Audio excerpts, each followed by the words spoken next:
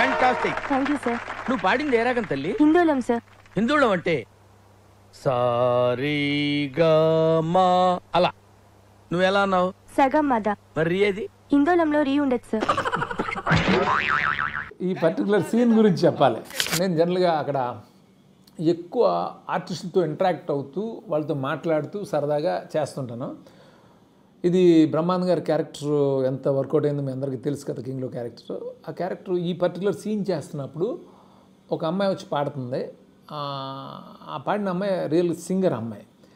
ఆ అమ్మాయితో నేను ఇలాగా చెప్పినప్పుడు హిందోళం గురించి మాట్లాడేదో అతను మిస్టేక్ ఐడెంటిఫై చేసి తన సుపీరియారిటీని చూపిస్తుంటాడు. నిజానికి ఈ డజంట్ నో ఎనీథింగ్, ఎవరు మ్యూజిక్ డైరెక్టర్కి అనేది అక్కడ విషయం.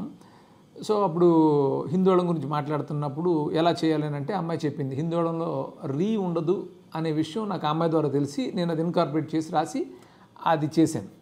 అది చేసాం, అది బాగా వర్కౌట్ అయింది. దేవి రీ రికార్డింగ్ చేస్తున్నప్పుడు నన్ను అడిగాడు, భయ మీకు హిందోళంలో రీ ఉండదని మీకు ఎలా తెలుసు అని అడిగాడు.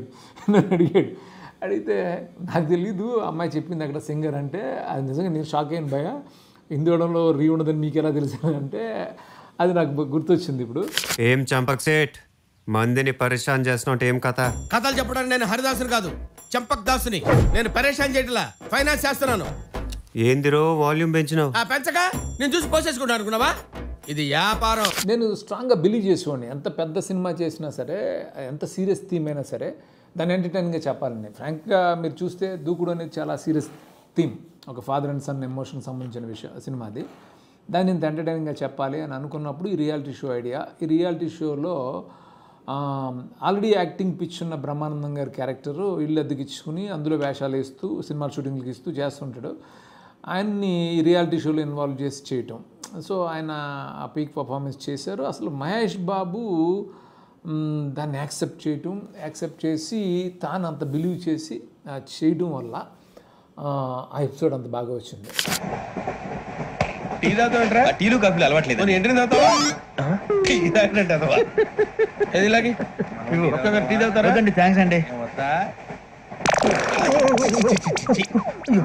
ఇది టీయా?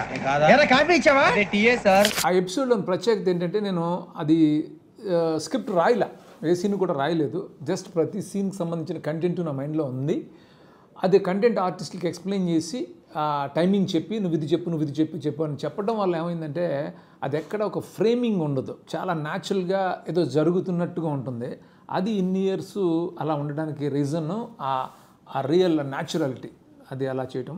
దానికి నేను థ్యాంక్స్ చెప్పాల్సింది ఆర్టిస్టులకి. ఎందుకంటే నన్ను బిలీవ్ చేసి ఒక సీన్ పేపర్ లేకుండా నేను చెప్పిందల్లా వాళ్ళు ఫాలో చేస్తూ నాకు కావాల్సినట్టు ఆ టైమింగ్ ఇచ్చిన యాక్టర్స్ లైక్ రవితేజ కానీ, బ్రహ్మానందం గారు కానీ, ఏవిఎస్ గారు కానీ, శ్రీనివాస్ రెడ్డి, చిత్రం శ్రీను, రామచందర్, స్నేహ, వాళ్ళందరూ చాలా బాగా బ్రిలియంట్గా ఫాలో చేశారు.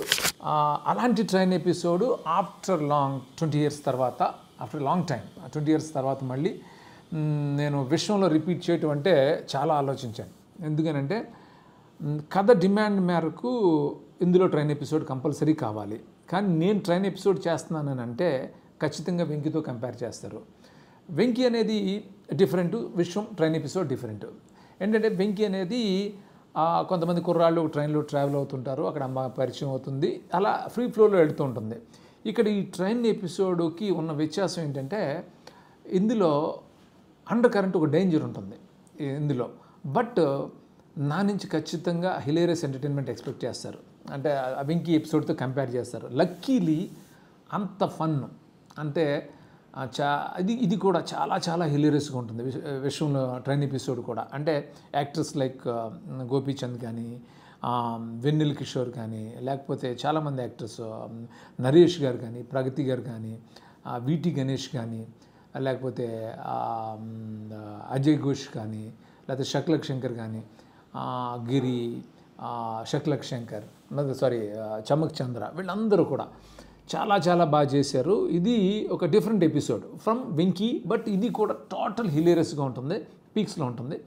ఆ ఎపిసోడ్ని ఎంజాయ్ చేసినట్టే ఆఫ్టర్ లాంగ్ టైం ఈ విశ్వం అనే సినిమాలో ట్రైన్ ఎపిసోడ్ని కూడా ప్రేక్షకులు విపరీతంగా ఎంజాయ్ చేస్తారని నా స్ట్రాంగ్ బిలీఫ్. అంత బాధ్యతగా కష్టపడి కూడా చేసాం. చాలా ట్రికీ ఎపిసోడ్ ఇది, మీరందరూ ఎంజాయ్ చేస్తారన్న కాన్ఫిడెన్స్ నాకు.